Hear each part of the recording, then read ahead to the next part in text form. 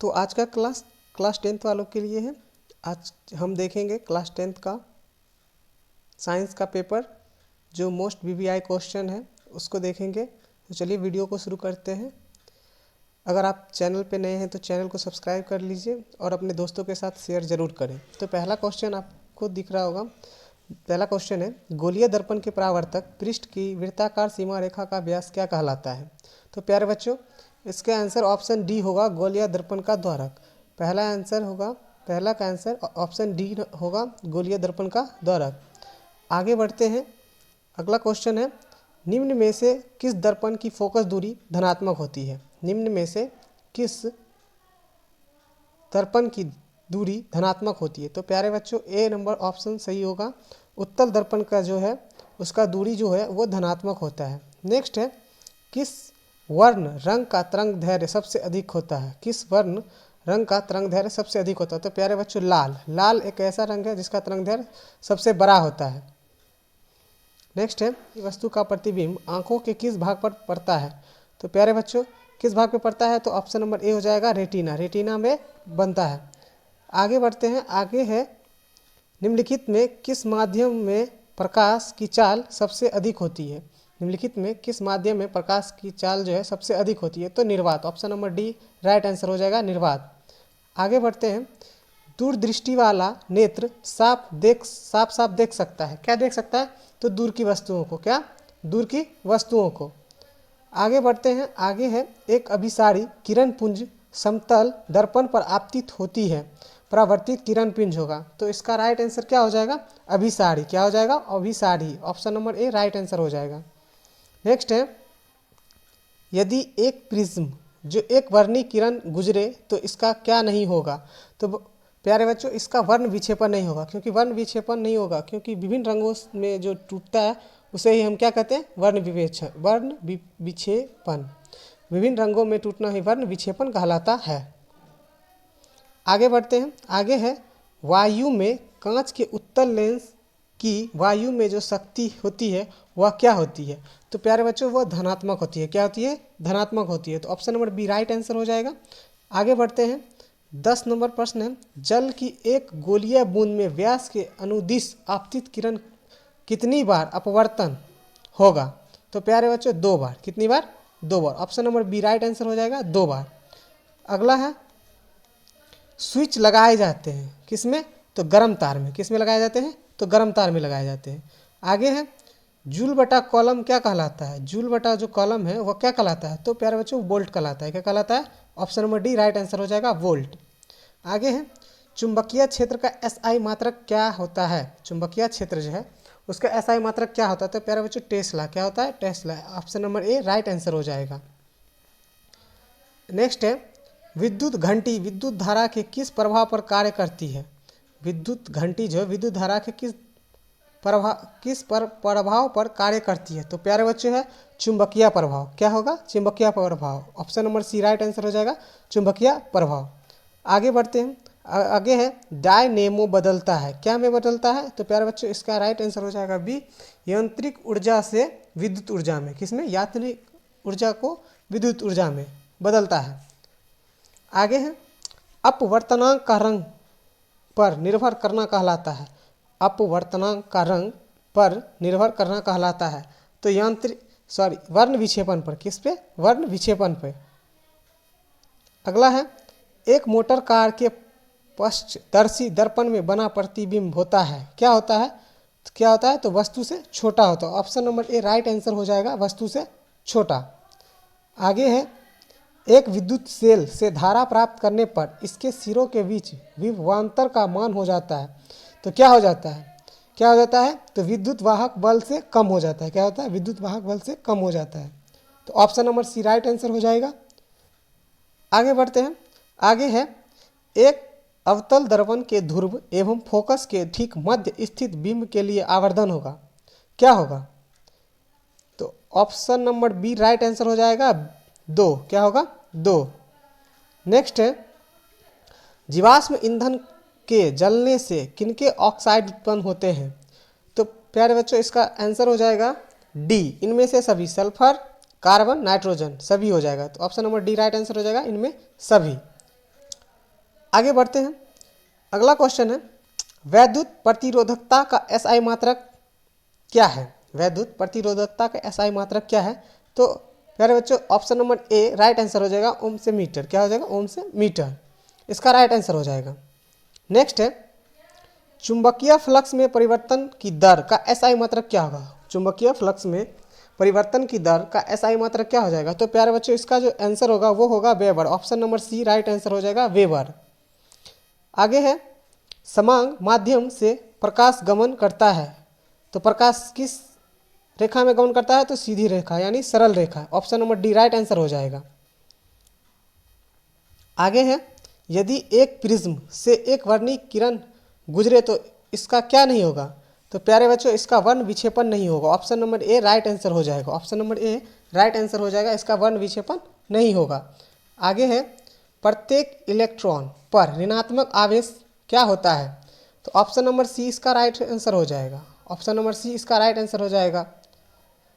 आगे है एक घोल नीले लिटमस पत्र को लाल कर देता है तो घोल का पीएच क्या हो सकता है। तो प्यारे बच्चों इसका राइट आंसर जो है ऑप्शन नंबर ए हो जाएगा, 2। कितना हो जाएगा, 2। आगे बढ़ते हैं लोहे की परमाणु संख्या क्या है। लोहे की जो है वो परमाणु संख्या क्या है। तो option number B right answer हो जाएगा, 26। कितना हो जाएगा, 26। आगे है सल्फर परमाणु की बाह्यतम कक्षा में इलेक्ट्रॉनों की संख्या कितनी होती है। सल्फर परमाणु की बाह्यतम कक्षा में इलेक्ट्रॉनों की संख्या कितनी होती है। तो प्यारे बच्चों 6 होगा, इसका right answer option number C right answer हो जाएगा, 6। आगे है एल्यूमिनियम पर मोटी ऑक्साइड की परत बनाने की प्रक्रिया क्या कहलाती है। एल्यूमिनियम पर मोटी ऑक्साइड की परत बनाने की प्रक्रिया क्या कहलाती है। तो एनोडीकरण। एनोडीकरण राइट आंसर हो जाएगा, option number B. Option number B. अगला है कौन सा कार्बन यौगिक सबसे अधिक अभिक्रियाशील है। कौन सा कार्बन यौगिक सबसे अधिक अभिक्रियाशील है। तो प्यारे बच्चों इसका जो आंसर है option number C right answer हो जाएगा, C2H4। C2H4 राइट आंसर हो जाएगा। आगे है विरंजक चूर्ण का रासायनिक सूत्र क्या है। विरंजक चूर्ण का रासायनिक सूत्र क्या है, आपको कमेंट करके बताना है विरंजक चूर्ण का रासायनिक सूत्र क्या होता है। तो इसका जो राइट आंसर हो जाएगा विरंजक चूर्ण का वो हो जाएगा option number B. Option number B CaOCl2। क्या हो जाएगा, CaOCl2, इसका राइट आंसर हो जाएगा बी। नेक्स्ट है रासायनिक अभिक्रिया में भाग लेने वाले पदार्थ को क्या कहते हैं। रासायनिक अभिक्रिया में भाग लेने वाले पदार्थ को क्या कहते हैं। तो अभिकारक कहते हैं। Option number B right answer हो जाएगा, अभिकारक। नेक्स्ट है टूथपेस्ट क्या होता है, अम्ल होता है कि उदासीन होता है कि क्षारीय होता है या इनमें सभी। तो option number A right answer हो जाएगा, क्षारीय। क्या हो जाएगा, क्षारीय। नेक्स्ट है निम्नलिखित में कौन कार्बोक्सिल समूह है। निम्नलिखित में कौन कार्बोक्सिल समूह है। तो बॉन्ड COO या 0OOH। Option number C right answer हो जाएगा, बॉन्ड COOH राइट आंसर हो जाएगा। अगला है निम्नलिखित में किसके कारण अम्ल वर्षा होती है। निम्नलिखित में किसके कारण अम्ल वर्षा होती है। तो प्यारे बच्चों इसका जो राइट आंसर हो जाएगा ऑप्शन नंबर सी SO2। निकेल की परमाणु संख्या क्या है। निकेल की परमाणु संख्या क्या है। तो प्यारे बच्चों निकेल की जो परमाणु संख्या है 28 है। Option number B right answer हो जाएगा, 28। नेक्स्ट है एक जांच परख नली में लिए गए विलयन में एक लोहे की कील को डुबाया गया। आधे घंटे के बाद यह देखा गया कि विलयन का रंग परिवर्तित हो चुका है। उस जांच परख नली में विलयन क्या था। ये मोस्ट VVI क्वेश्चन है प्यारे बच्चों, ये मोस्ट VVI क्वेश्चन है, ये एग्जाम में पूछेगा ही पूछेगा, मोस्ट VVI। इसका राइट आंसर जो है वो ऑप्शन नंबर बी होगा, CuSO4। इसका राइट आंसर है। आगे है एथेनॉल को सांद्र H2SO4 के साथ गर्म करने पर निम्नलिखित में कौन सी गैस बनेगी। एथेनॉल के सांद्र H2SO4 के साथ गर्म करने पर निम्नलिखित में कौन सी गैस बनती है। तो इसका जो राइट आंसर है, इसका राइट आंसर हो जाएगा C2H4। ऑप्शन नंबर डी इसका राइट आंसर हो जाएगा, C2H4। आगे बढ़ते हैं। आगे है हीरा निम्नांकित में किस तत्व का अपरूप है। हीरा निम्नांकित में किस तत्व का अपरूप है। तो प्यारे बच्चों इसका जो राइट आंसर हो जाएगा वो होगा कार्बन का। किसका हो जाएगा, कार्बन का। Option number D right answer है। और ये मोस्ट VVI क्वेश्चन है, एग्जाम में पूछे जाने वाला सवाल है। ये 2024 में मोस्ट इंपॉर्टेंट है। हीरा निम्नांकित में किस तत्व का अपरूप है? तो कार्बन का। आगे है 1 ग्राम सोने से कितना लंबा तार बनाया जा सकता है? 1 ग्राम सोने से कितना लंबा तार बनाया जा सकता है? तो प्यारे बच्चों इसका जो right answer option number D हो जाएगा 2 किलोमीटर। कितना हो जाएगा? 2 किलोमीटर। आगे है निम्नांकित यौगिक में कौन जल में विलय है? निम्नांकित यौगिक में कौन जल में विलय है? तो प्यारे बच्चों इसका जो आंसर है वो हो जाएगा ऑप्शन नंबर सी, ग्लूकोज। क्या हो जाएगा? सी, ग्लूकोज। आगे है निम्नांकित में कौन अम्लगम है? निम्नांकित में कौन अम्लगम है? तो option number D right answer हो जाएगा NaHG, NaHG। एथिलीन का IUPAC नाम है।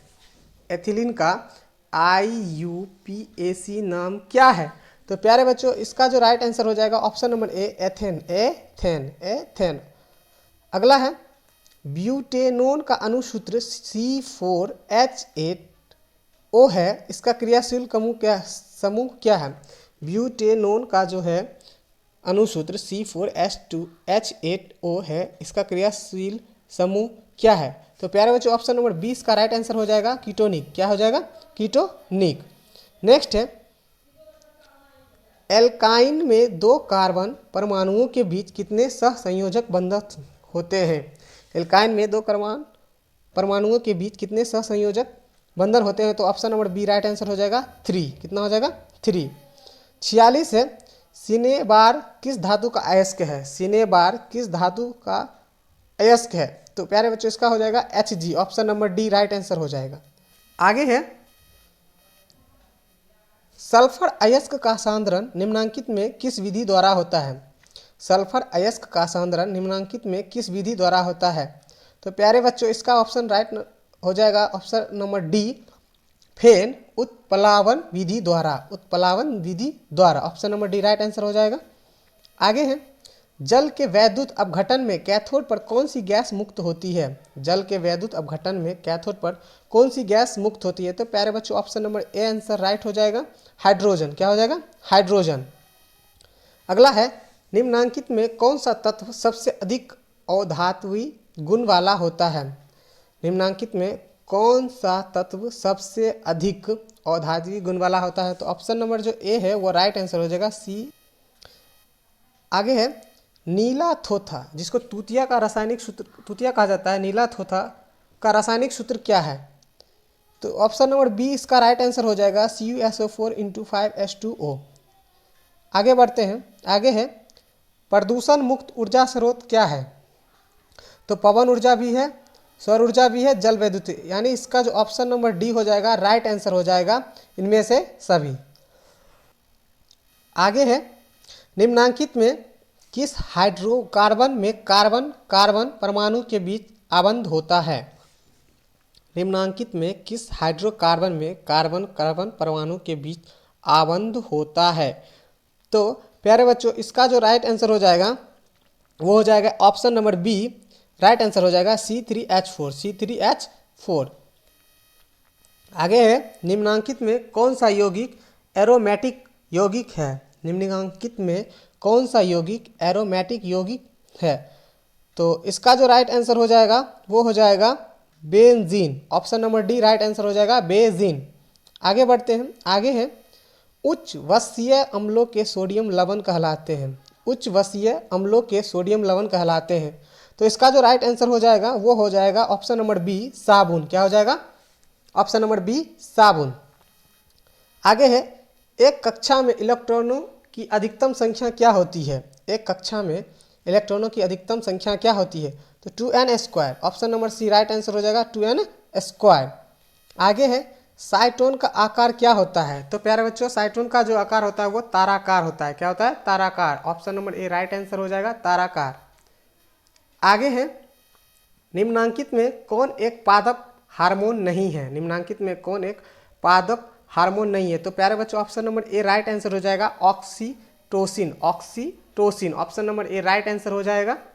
आगे है यूरिया रक्त में कहाँ प्रवेश करता है? यूरिया रक्त में कहाँ प्रवेश करता है? तो यकृत में। Option number B right answer हो जाएगा यकृत में। आगे है निम्नलिखित में कौन किसी पारिस्थितिक तंत्र का एक जैव घटक हो सकता है? निम्नलिखित में कौन किसी पारिस्थितिक तंत्र का एक जैव घटक हो सकता है? तो प्यारे बच्चों है ऑप्शन नंबर बी इसका राइट आंसर हो जाएगा कवक। क्या हो जाएगा? कवक।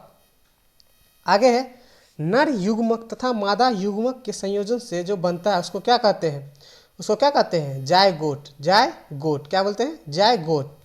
आगे है पादप अपशिष्ट संचित रहते हैं। पादप अपशिष्ट संचित रहते हैं तो क्या हो जाएगा?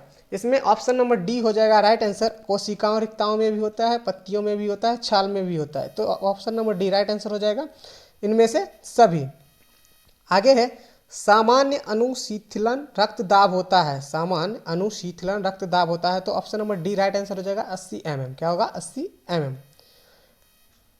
अगला है मनुष्य, बिल्ली तथा चमगादड़ के अग्रपाद है, समजात अंग होगा। इसका option number B right answer हो जाएगा समजात अंग।